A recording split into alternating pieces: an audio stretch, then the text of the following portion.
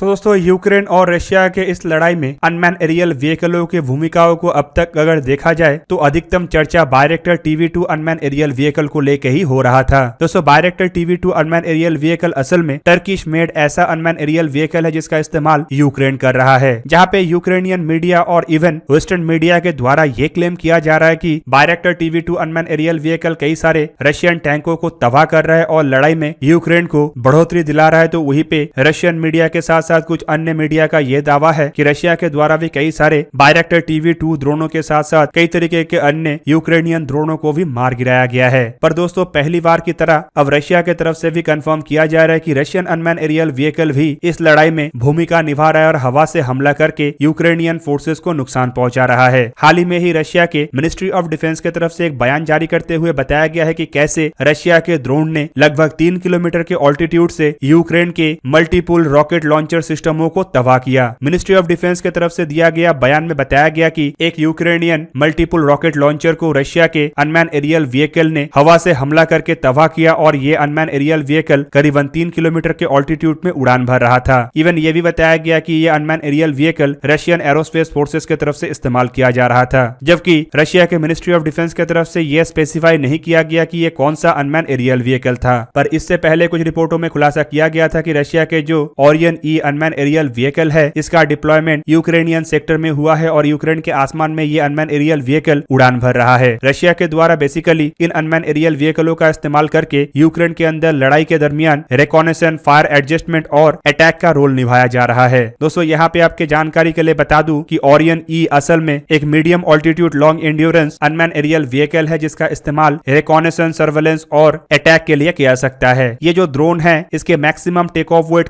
करीब 1000 किलोग्राम है और पेलोड क्षमता करीबन 200 किलोग्राम है। रिपोर्ट के मुताबिक ये drone maximum 200 kilometre per hour के रफ्तार से उड़ान भर सकता है, जबकि इसका क्रूजर रफ्तार करीबन 120 किलोमीटर पर आवर है, जबकि इसके रेंज 250 किलोमीटर है और ये 24 घंटे तक लगातार उड़ान भर सकता है। और इसके सर्विस सीलिंग करीबन 8 किलोमीटर या फिर कहे तो 26,000 फीट है, मतलब ये 8 किलोमीटर की ऊंचाई में उड़ान भर सकता है। वैसे तो रशिया की तरफ से अब तक खुलासा नहीं किया गया है कि ये अनमैन एरियल व्हीकल किस तरीके के हथियारों को कैरी कर सकता है, लेकिन रिपोर्ट के मुताबिक ये आइदर 4 गाइडेड बॉम्ब या फिर 4 मिसाइल को कैरी कर सकता है जो संभावित हवा से जमीन में दागे जाने वाले या फिर एंटी टैंक मिसाइल होगा। और शायद ऐसे ही किसी मिसाइल का इस्तेमाल करके रशियन अनमैन एरियल व्हीकल ने जमीन में स्थित Ukrainian multi barrel rocket launcher को तबाह किया होगा। तो दोस्तों ये था आज का वीडियो। अगर आपको वीडियो अच्छा लगा तो लाइक कीजिए और मेरे चैनल को सब्सक्राइब कीजिए और साथ में बना हुआ बेल आइकन को प्रेस कर दीजिए ताकि आप मेरा वीडियो देख पाए सबसे पहले। जय हिंद।